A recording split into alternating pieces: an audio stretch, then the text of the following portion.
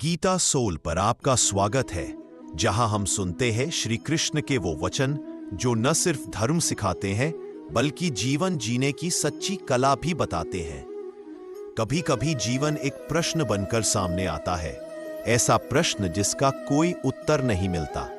हम कोशिश करते हैं परिवार से पूछने की, दोस्तों से सलाह लेने की, लेकिन फिर भी मन खाली सा रह जाता है, क्योंकि असली उत्तर बाहर नहीं भीतर होता है। इसी भीतर की आवाज को सुनना सिखाती है भगवद गीता। कहानी शुरू होती है राहुल से। राहुल एक साधारण युवक जो अपने जीवन से थक चुका था। हर दिन वही काम, वही चिंता, वही बेचैनी। उसकी जिंदगी एक मशीन बन चुकी थी। सुबह अलार्म से उठना, ऑफिस की दौड़, फिर देर रात मोबाइल स्क्रीन पर खो जाना। एक दिन सब कुछ बदल गया। कंपनी में बड़े बदलाव के कारण उसे नौकरी से निकाल दिया गया। पैसे खत्म होने लगे, रिश्ते दूर होने लगे और आत्मविश्वास धीरे धीरे मिटने लगा। राहुल सोचता था, क्या यही जीवन है? इतनी मेहनत, इतनी उम्मीदें और अंत में खालीपन। वो एक दिन पार्क में जाकर अकेला बैठा था। आंखों में आंसू थे। उसी समय एक बुजुर्ग व्यक्ति पास बैठे थे जो धीरे धीरे गीता के श्लोक पढ़ रहे थे। राहुल ने उनसे पूछा, बाबा, क्या इस किताब में सच में जीवन के सारे जवाब है? वो मुस्कुराए और बोले, बेटा, जवाब किताब में नहीं, तेरे भीतर है। गीता बस तुझे तेरे भीतर का रास्ता दिखाती है। गीता का पहला संदेश, परिवर्तन ही संसार का नियम है। जो आज है कल नहीं रहेगा। जो चला गया वो लौट कर नहीं आएगा, और जो आने वाला है वो तय समय पर आएगा। राहुल ने पूछा, लेकिन जब सब कुछ बिखर जाए तो क्या करें? बाबा बोले, जब सब कुछ बिखर जाए तब खुद को समेटो, क्योंकि जब बाहर कुछ नहीं बचता तब भीतर की खोज शुरू होती है। गीता कहती है, जो हुआ अच्छा हुआ, जो हो रहा है अच्छा हो रहा है, जो होगा वो भी अच्छा ही होगा। लेकिन इसे सुनकर समझना आसान है, जीना मुश्किल है, क्योंकि मनुष्य उम्मीदों में जीता है, और जब उम्मीदें टूटती हैं तो विश्वास भी डगमगा जाता है।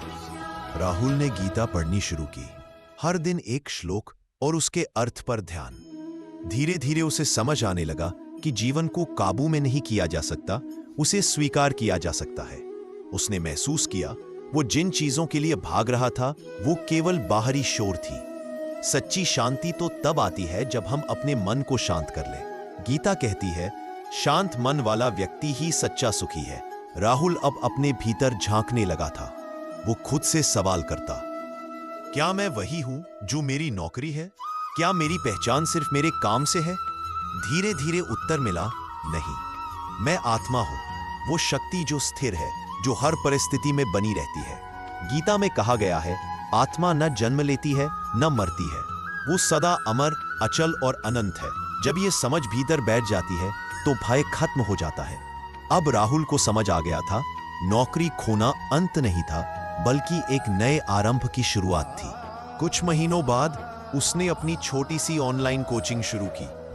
कठिन था, लेकिन इस बार उसका दृष्टिकोण अलग था। अब वो परिणाम से नहीं डरता था। उसे याद था गीता का संदेश, कर्म करो, फल की चिंता मत करो। उसने कर्म किया, विश्वास रखा और धीरे धीरे उसका काम चल पड़ा। लेकिन अब उसकी आंखों में वो पुरानी बेचैनी नहीं थी। वो मुस्कुराकर कहता था, अब मैं काम अपने सुख के लिए नहीं करता, मैं काम को पूजा की तरह करता हूं। गीता का दूसरा बड़ा संदेश, मन ही मित्र है और मन ही शत्रु। जो व्यक्ति अपने मन को नियंत्रित कर लेता है वो हर परिस्थिति पर विजय पा लेता है। हमारा जीवन वैसा नहीं होता जैसा हम सोचते हैं, वो वैसा होता है जैसा हम महसूस करते हैं। अगर मन शांत है तो तूफान में भी स्थिर रह सकते हो, और अगर मन अशांत है तो सुख में भी दुख मिलेगा। इसलिए गीता कहती है, ध्यान, संयम और श्रद्धा से मन को वश में करो। राहुल अब हर सुबह ध्यान करता, गीता का एक श्लोक पढ़ता और अपने दिन की शुरुआत कृतज्ञता से करता। अब वह दूसरों की मदद भी करने लगा, उन लोगों की जो जीवन से निराश थे। वो कहता, जब जीवन जवाब नहीं देता तब गीता बोलती है। वो सिखाता कि दुख बुरा नहीं है, वो भी एक शिक्षक है। जैसे सोना अग्नि में तपकर शुद्ध होता है, वैसे ही आत्मा दुख में परिपक्व होती है। गीता कहती है, विपरीत परिस्थितियां मनुष्य को तोड़ती नहीं, उसे आकार देती है। धीरे धीरे राहुल का जीवन बदल गया। वो पहले जैसा नहीं रहा, अब उसे किसी चीज की जल्दी नहीं थी, ना सफलता की ना असफलता की, क्योंकि उसने गीता से एक अमूल्य बात सीख ली थी। जीवन का अर्थ पाने में नहीं, जीने में है। अब वो हर पल को धन्यवाद कहता था, हर सुबह मुस्कुराकर कहता, हे कृष्ण, आज जो होगा अच्छा ही होगा। और यही तो गीता का सार है। जब हम अपने कर्मों को ईश्वर को समर्पित करते हैं तो परिणाम का डर मिट जाता है। गीता कहती है, योगस्थ कुरु कर्माणि, अर्थात योग में स्थिर रहो और कर्म करो। जब मन स्थिर होता है तो हर कठिनाई आसान लगती है। जीवन में जो मिला है वो तुम्हारे कर्मों का फल है, और जो नहीं मिला वो शायद अभी तुम्हारे लिए सही समय नहीं है। हर इंसान का जीवन अलग है, हर आत्मा की यात्रा अनोखी है। इसलिए तुलना मत करो, बस अपने रास्ते पर चलो, क्योंकि अंत में हर आत्मा उसी परम सत्य की ओर लौटती है जिससे सब शुरू हुआ था। दोस्तों, अगर यह गीता ज्ञान आपके मन को छू गया हो, अगर इस कहानी ने आपके विचारों में प्रकाश जगाया हो, तो इसे आगे बढ़ाइए, क्योंकि गीता का संदेश तभी जीवित रहता है जब हम इसे सुनते ही नहीं बल्कि जीते हैं। अगर आपको यह वीडियो पसंद आया हो तो लाइक करें, शेयर करें और चैनल गीता सोल को सब्सक्राइब करें, ताकि हम साथ मिलकर हर हृदय में गीता की रोशनी जगा सकें। हर दिन एक नया श्लोक, हर दिन एक नया संदेश, क्योंकि जिसने गीता को समझ लिया उसने जीवन को पा लिया। हरे कृष्ण हरे हरे।